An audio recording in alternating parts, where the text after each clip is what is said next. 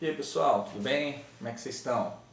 Hoje eu trago uma pergunta para vocês. Vamos criar uma situação hipotética aqui. Se você soubesse que Deus está voltando amanhã, Jesus Cristo, você ficaria como? Qual seria a sua reação ao saber dessa informação? Eu acho que é uma situação hipotética, né? Porque Jesus Cristo disse que só o Pai sabe o dia que ele virá. Mas é interessante para a gente saber se a gente está de fato preparado, se a gente tem vigiado como ele pediu ou não, né? É, eu preparei aqui um roteiro para falar sobre esse assunto, porque é um assunto que eu acho que tem sido meio negligenciado, né?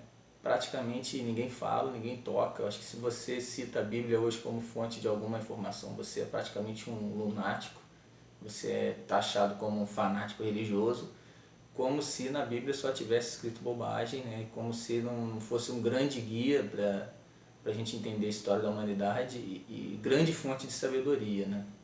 E muitas dessas previsões, ou todas, né, o grau de assertibilidade da Bíblia é altíssimo, né? A partir do momento que você sabe entender, entende a maneira com que ela foi escrita, entende o que ela está querendo dizer, é impressionante como ela descreve os tempos de hoje, assim, já escritos de 2, 3, 4 mil anos atrás, como descrevem os problemas do homem com uma maneira assim, né, aí é que a gente vê que a verdade ela não tem tempo, ela não fica velha, é impressionante. Mas apesar disso tudo, né, se você por acaso citar alguma coisa, você vai ser taxado como maluco. E mais curioso ainda é que a própria Bíblia já fazia referência que esses tempos iam chegar, né? Bom, eu começo a falar sobre esse tema dizendo que os judeus, né, quando Jesus voltou, eles não estavam preparados e eles já não esperavam a vinda de Cristo, né? E aconteceu o que aconteceu, todo mundo sabe. E eu acho que hoje os cristãos, mesmo após ele afirmar que voltaria e dar os sinais da sua volta, pedir para a gente ficar de olho, a gente não tem ficado, né? Esse assunto tem sido cada vez mais negligenciado. E é impressionante que se alguns séculos atrás, né, no auge da glória da igreja e nos últimos séculos, a gente poderia pensar ser um absurdo a igreja voltar aos tempos pré, pré, pré-romanos, né, os tempos onde não se tinha liberdade religiosa, seria um absurdo, né, sendo os cristãos perseguidos. Mas hoje a gente pode imaginar isso de uma maneira muito assim verídica, né? Não é nenhum absurdo perante esse descrédito que tem sido passado, né, as escrituras, e como as coisas têm sido invertidas, né, a realidade. Inclusive com relação às pessoas acharem que a Bíblia é uma grande questão apenas de fé, né, que você não precisa ter fundamento para nada do que ela diz. Eu acho que isso é a maior heresia, né, da modernidade. Na verdade, essa é a grande heresia da modernidade e é o grande ponto que assim mostra como essas profecias se cumprem. Porque se você teve ao longo de toda a Idade Média, né, vários séculos, escolástica, por exemplo, os padres construindo as bases do cristianismo em cima da lógica, da razão, né, de autores como Platão, Aristóteles e todo o conhecimento pagão que se tinha, né, fundamentando o cristianismo em cima disso, fazendo a correlação. Então, assim, para você hoje em dia olhar para trás e as pessoas já acharem que a fé não precisa ter razão, não precisa ter uma coerência. Isso é uma grande falácia para enganar os cristãos. Porque as universidades, por exemplo, elas foram criadas a partir desses estudos dos padres. Tudo começou a partir daí. E assim que as universidades foram fundadas, né, a ciência moderna foi fundada a partir desse estudo, dessa preservação do conhecimento pelos padres nos mosteiros, né, a partir de estudiosos, né, como São Tomás de Aquino, como Santo Agostinho, entre outros, né, que tornaram possível, né, a manutenção do conhecimento e aprofundaram muito, né, assim, vamos dizer, um conhecimento que ainda era ainda era uma pedra bruta, né? Eles lapidaram e tornaram possível, né, o surgimento de uma ciência moderna num período subsequente. Então, quer dizer, é só muita ignorância, muita heresia para você achar que a igreja é uma mera questão de fé, né, e que não, é uma coisa sem razão e sem fundamento algum. Bom, então, com relação já ao tema propriamente dito, né, que é o Apocalipse, a primeira questão que eu gostaria de dizer é no que nós devemos ficar atento. Por que nós devemos ficar atento? Porque o próprio Jesus Cristo disse isso, né? Em Mateus capítulo 25, 13, ele diz: vigiai, pois não sabeis nem o dia nem a hora que o Filho do Homem há de vir. Então, quer dizer, se ele mesmo pediu para vigiar, é porque a gente tem que vigiar, né? Para que a gente não seja pego de surpresa como foram os judeus. E outro problema, outra vantagem de você vigiar, outra necessidade de você vigiar, é o fato de que a partir dessa vigia você vai saber, ou até entender, ou até se consolar durante esses períodos, né? Mateus 24, 32. Portanto, aprendei com a parábola da figueira. Quando, pois, seus ramos se renovam e suas folhas começam a brotar, sabeis que está próximo o verão.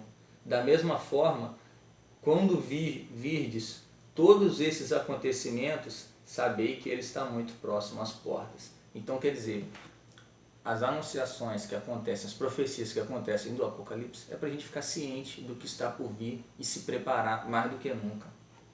Então, Apocalipse dá esses sinais. Quais seriam esses sinais? Mateus 24, por exemplo. Este evangelho do reino será pregado com todo o mundo habitado, como testemunho a todas as nações, e então chegará o fim, a grande tribulação. Então, quer dizer, um dos sinais é o evangelho ser pregado a todas as nações, e a gente já pode ter essa profecia como cumprida, se não praticamente cumprida, né? Acho que o evangelho já foi aí transmitido a todas as gerações. Tem outro trecho aqui em 1 Tessalonicenses, que ele diz assim, capítulo 5, versículo 3. Quando vos afirmarem paz e segurança, eis que a repentina destruição se perpetuará sobre eles, assim como as dores do parto tomam uma mulher grávida e de forma alguma encontrarão escape. Então, quer dizer, aqui ele fala, né, nos momentos que a gente se sentir mais seguro, mais achar que está tudo bem, né, que talvez esqueça ou ache que nem precise se preocupar com isso, é exatamente aí que ele virá. E mais uma vez, isso se cumpriu, porque as pessoas quase não tocam mais nesse assunto, né? Não imaginam que isso pode acontecer a qualquer momento. Posso estar gravando esse vídeo e de repente acontecer, a gente não sabe. Um pouco mais à frente, né, no segundo livro, capítulo 2, versículo 3 e 4, ninguém de maneira alguma vos engane, porque aquele dia não virá sem que antes venha a apostasia e se manifeste o homem do pecado, o filho da perdição. Então ele fala da apostasia. E aí no versículo 4, o qual se põe e se levanta sobre tudo que se chama Deus e se adora, a ponto de assentar-se como Deus no templo de Deus, fazendo-se parecer Deus. Então, quer dizer, são dois sinais aqui que ele fala. Primeiro, a apostasia geral. Segundo, o surgimento do anticristo, né? Ele não cita o nome do anticristo, mas ele fala de um homem que vai se fazer Deus. Com relação à apostasia, eu acho que tem tudo a ver com esse momento que a gente vive, porque a gente vive esse momento de apostasia, que é o quê? É a descrença geral na fé, né? Na razão, na fé e na razão em Deus. Por quê? Porque a gente tem essas teorias modernas que relativizam tudo, né? Quando Jesus Cristo ele veio ao mundo, ele fala sobre o quê? Ele passa a responsabilidade para o homem através do livre-arbítrio.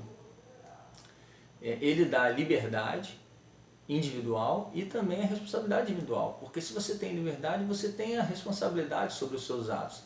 E hoje a gente vive justamente o contrário. Você quer transmitir essa liberdade à sociedade, transformando o homem como uma vítima, ou seja, você retira essa liberdade do homem. você retira essa responsabilidade do homem, né?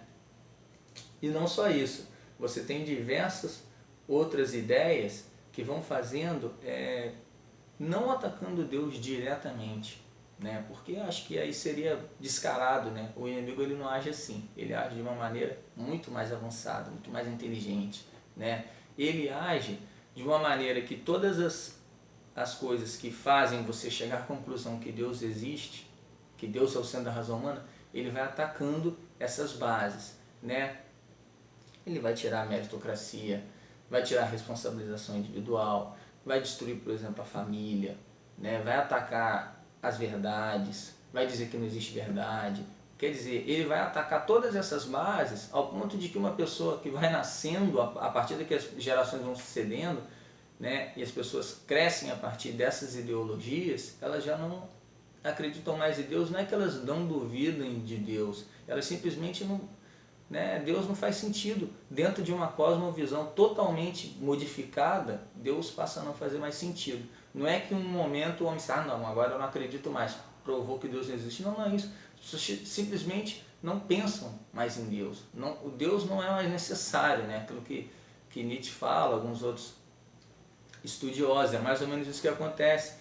A gente tem, por exemplo, o problema a gente vive hoje também a ideologia do materialismo.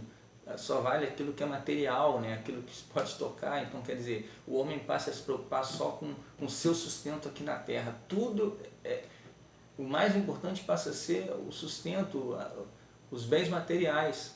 Então, quer dizer, se preocupa muito com os bens materiais e acaba se esquecendo, né, dos bens espirituais. É como se não existisse. A ideia é justamente essa, né? Como se o homem, por si mesmo, através de uma suposta razão humana, pudesse discernir o bem do mal, né? E a gente sabe que não é assim, né? Por mais que a gente tenha avançado o conhecimento, a gente precisa de Deus. Deus é o juiz. Jesus Cristo veio ao mundo para ser esse juiz. Ele deu o exemplo. Ele disse o que deveria ser a verdade. E a partir disso os homens vão ser julgados. Aqueles que seguiram ou aqueles que não seguiram. Porque a razão humana por si mesma, ela nunca vai se fazer, né, unânime a todos os homens. Pelo contrário, ela vai ser o quê? Uma imposição da vontade de alguns contra a vontade de outros. E vai ser essa luta eterna, porque você não tem um juiz, você não tem um Deus superior que possa estabelecer qual vai ser essa verdade. Cada um vai ter a sua verdade.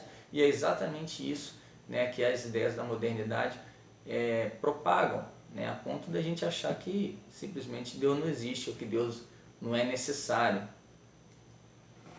Bom, o segundo ponto aqui que eu trago é a questão do anticristo, né? E aí você vê algumas citações do Apocalipse, por exemplo. Eu vi uma de suas cabeças que é ferida de morte, e a sua chega mortal foi curada, como se toda a terra se maravilhou após a besta. Então, quer dizer, esse trecho ele quer dizer o quê? O anticristo ele fará milagres, né? Ele fará coisas surpreendentes, né? Deus chega a dizer que até os eleitos quase vão se enganar. Esses não vão se enganar, mas todos os outros vão se enganar, né? Ele vai conseguir muita glória, muito poder, né? A gente vai viver períodos de turbulência, de tensão, como a gente vive um período, né, de tensão com essa coisa do corona. Não estou dizendo que é esse período, por exemplo, mas pode ser um período de uma suposta terceira guerra mundial. Ele vai surgir como grande apaziguador dessa situação e as pessoas vão ter tanto medo das coisas voltarem aquele perigo que elas vão aceitar. E aí ele vai reinar baseado na mentira, na autoridade, né? Como a gente já viu em alguns países e vê aí, né? Como o governo engana o seu povo. Está uma bagunça danada, mas a mídia é uma grande aliada, né? É um fingimento de que as coisas estão bem, né? E o povo mesmo não está bem, está sofrendo, e o pior, né? Sem poder se apoiar na religião, sem poder se apoiar em Cristo, porque obviamente isso não vai ser uma coisa que vai ser promovida, pelo contrário, vai ser perseguida, né? As profecias falam da perseguição da igreja no final dos tempos, né? E eu vou trazer outros trechos aqui sobre isso. Ainda segundo o Anticristo, Apocalipse 13:7, foi-lhe dado poder para guerrear contra os santos e vencê-los. E lhe foi-lhe dada autoridade sobre toda tribo, todo povo, língua e nação. É aquilo que eu falei, né? Ele vai vir como um salvador, como um ser humano que vai se tentar se colocar no lugar de Deus, né? Vai se dizer Deus e vai reinar sobre a terra e vai ter muita glória e poder, principalmente em cima daqueles que não são os eleitos. E nesse período vai ser muito mais difícil você se salvar, né? Porque os mártires do passado ainda vão ser glorificados, né? Esses não vão ter mais essa chance, né? Vai ser o final mesmo, assim, o período mais difícil, onde vai ter que ser mais difícil para você salvar. Antes você tinha um perigo físico, né? Era um perigo assim, a sua crença basicamente em Deus, você teria condições de acreditar em Deus, né? Você tinha os artifícios até assim culturais para acreditar em Deus. Você poderia no máximo perder sua vida, que se você perdesse a vida e ganhasse a salvação, você estava no lucro. Mas no final dos tempos, como eu disse, essas teorias da modernidade vão tornar difícil a crença em Deus, né? É difícil a gente imaginar como nosso cérebro funciona, mas ele vai pensando meio que por meio de palavras, por meio de ideias, e essas ideias elas vão meio que estar faltando, elas não vão bater. Essas ideias vão ser baseadas muito em mentira, né, em persuasão, em propaganda, a ponto de que você perceber, né, a existência de Deus, que seria uma coisa óbvia dentro de uma sociedade saudável e natural, isso é uma conclusão óbvia, não vai ser possível, né? Porque por causa de toda essa mentira, essa propaganda, essa inversão dos valores, esse relativismo, esse materialismo, isso não vai permitir você chegar à conclusão que Deus existe, né? Como o próprio Aristóteles disse, que é natural do homem a busca pelo conhecimento, a gente não vê isso mais como natural hoje. Por quê? Porque é tanta mentira, é tanta falcatrua, é tanta corrupção, né? As coisas, o próprio ensino, ele é dado com tanto desprazer, com tanta imposição, com tanta cobrança, que já não é mais natural. E a mesma forma vai ser com relação à crença em Deus. Você vai ter todas essas coisas, todas essas ideologias vão tornar difícil você crer em Deus, né? E você não vai poder se apoiar no meio, né? Hoje em dia, o que a gente diz que é a verdade? Parece que a verdade hoje é o que o meio está dizendo. Não, se a maioria está dizendo isso, então isso deve ser verdade, né? E a gente sabe que não é isso. A verdade é Jesus Cristo, e ele já disse, tendo 1000 falando, tendo 10.000, ou tendo só 2 ou 3. Essa é a verdade que a gente deve seguir. Então, quer dizer, vai ser muito difícil para esses dos últimos tempos, porque a grande maioria vai estar falando o contrário, vai estar te achando um maluco, né, no caso. Então, outro trecho importante aqui com relação aos sinais vai ser a conversão de Israel, né? Romanos 11, 25. Quero que vocês entendam que este mistério, para que não se orgulhem de si mesmos.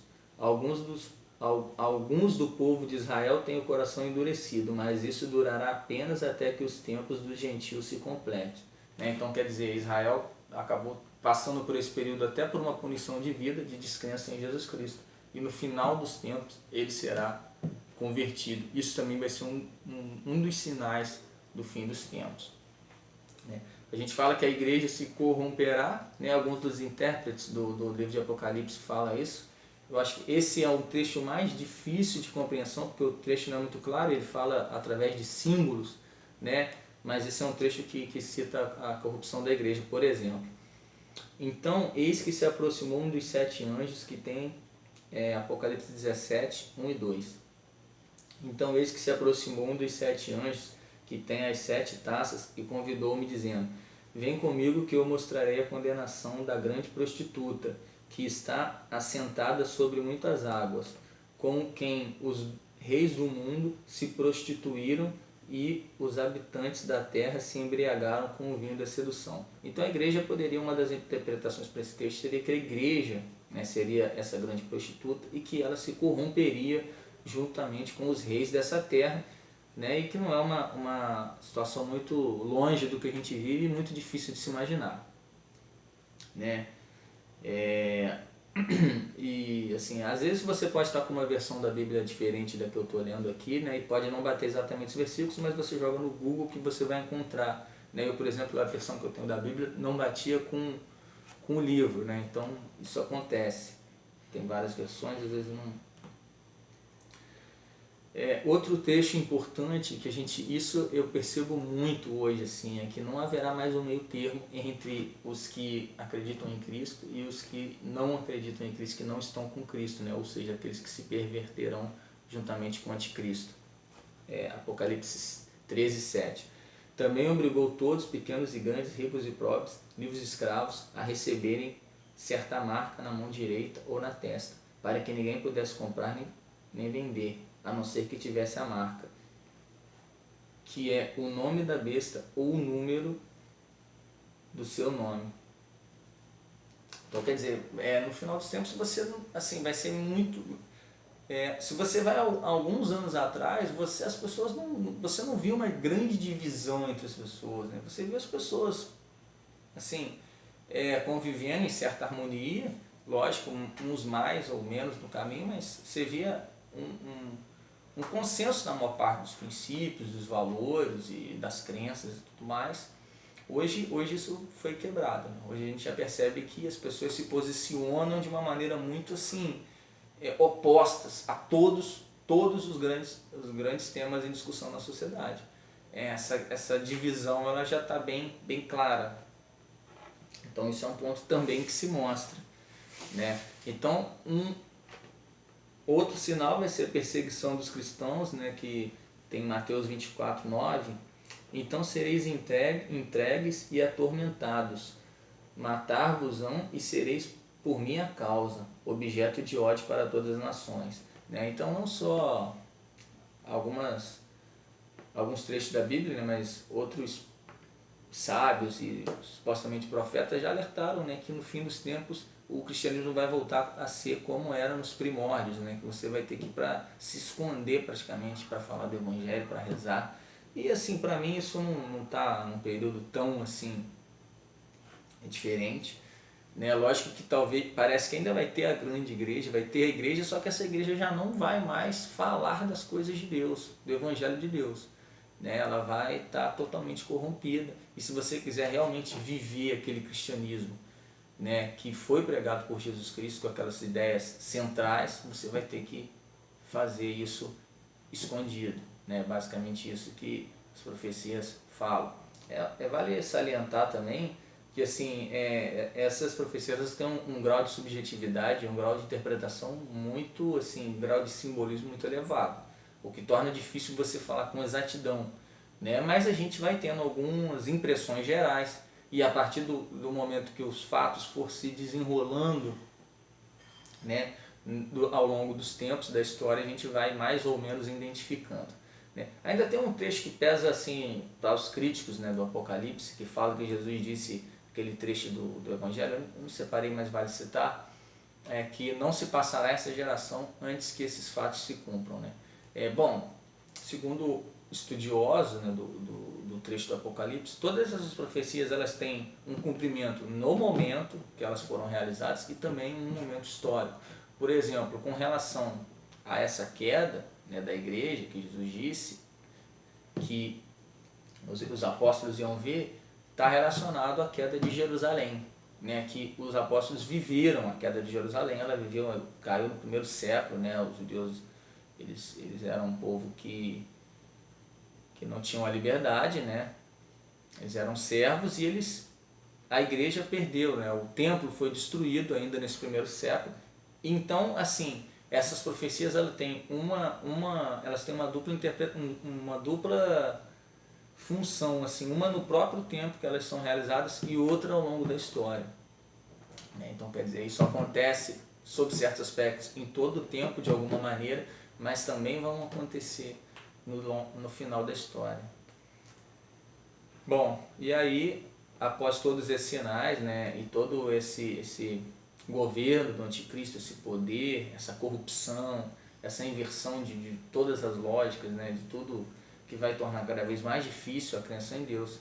Esse é o ponto, quando as pessoas acham que não vem mais, é aí que ele vem, né? E Apocalipse também fala sobre a vitória em Cristo. Eu vou ler aqui Apocalipse 19, 11. Então olhei e eis que vi os céus abertos e diante de mim um cavalo branco, cujo cavaleiro se chama Fiel e Verdadeiro. Ele é responsável por julgar e guerrear com justiça. E aí 19 e 20. No entanto, a besta foi presa e com ela o falso profeta que havia realizado grandes sinais miraculosos em nome dela, por intermédio dos quais havia enganado todos os que receberam a marca da besta e adotaram-a como sua imagem. Os dois foram lançados vivos ao lago de fogo que arde com enxofre. Então, quer dizer, ainda o Apocalipse ainda fala de uma segunda besta, né, que seria um profeta. A gente não sabe se vai ser exatamente um religioso, alguém assim de renome, que também vai fazer prodígios, sinais, que vai convencer muita gente, né? Eles vão convencer a não ser pelos pontos essenciais, que vão ser totalmente opostos àquilo que Jesus pregava. Então, quem de fato conhecer o Evangelho, conhecer os pontos pregados por Cristo, vai ver que tem coisa que não está batendo. Assim. Ele se diz o Salvador, se diz não sei o quê. O próprio anticristo vai se fazer de Salvador. Ele vai querer se colocar no lugar de Jesus. Ele vai dizer que ele é o Salvador da humanidade, né? Tanto que ele tem aquela que eu citei, que ele vai ser ferido e vai ressuscitar e vai se curar, enfim. Ele vai tentar se colocar no lugar de Cristo, né? E com isso apagar a figura de Cristo, né? Além desse outro falso profeta. E aí ainda fala de mais algumas coisas, né? De 1000 anos do reino de Cristo, que a gente não sabe também se esses 1000 anos não necessariamente são 1000 anos, se é a eternidade, se não é, né? Fala da ressurreição dos escolhidos, né? Dos santos, o julgamento de acordo com o livro da vida, dos novos céus e da nova terra, né? Enfim. E como conclusão, eu acho que assim, a gente vive um período que há uma tentativa, sempre teve, né? Mas cada vez de uma maneira mais próxima, de globalização, assim, de unificação de todos os homens, né? Em prol do humanismo, né? De ideias do materialismo, de ideias que não provém de Jesus Cristo e, pelo contrário, que negam a Jesus Cristo o tempo todo, né? Mas, na verdade, a única união e a única coisa que tornam todos os homens iguais é em Cristo, né? É como irmãos em Cristo, em Deus e na crença de Deus. Senão, vai, como eu coloquei antes, né? Vai ser sempre a sua verdade contra a minha. Se eu tiver mais poder, eu vou impor a minha e você vai ser obrigado a aceitar, até chegar alguém a impor no mundo inteiro, como vai ser o anticristo, né? Esse é o que as profecias falam, e para mim, assim, quanto mais eu estudo, mais elas fazem sentido, mais eu vejo que é exatamente isso que tem acontecido, mais eu vejo o quanto a gente é enganado por períodos que já se passaram, né? Como tudo, a história, até a ciência, como ela é um braço, né? Cada vez mais raro você vê uma ciência, né, isenta, você vê parcialidade em todos os lados, em todos os quesitos, em todas, enfim, e é mais ou menos isso, galera, a mensagem que eu queria passar para vocês, essa reflexão, né, e que Jesus, no alto da sua onipotência, né, Deus no caso, no alto da sua onipotência, se fez homem para vir aqui, né, talvez a gente não conseguiria compreender essa onipotência divina, mas como ele se fez homem, veio aqui, mostrou como é que a gente tem que fazer, né? Então eu acredito que essa é a verdade, esse é o caminho. Quando Jesus disse eu sou o caminho, a verdade e a vida, ele não está dizendo de uma brincadeira, não é de uma maneira, né? É exatamente aquilo. Esse é o caminho e esse vai ser o divisor que vai separar você para a salvação ou para a sua condenação. Então, pessoal, fica com Deus aí, abraço.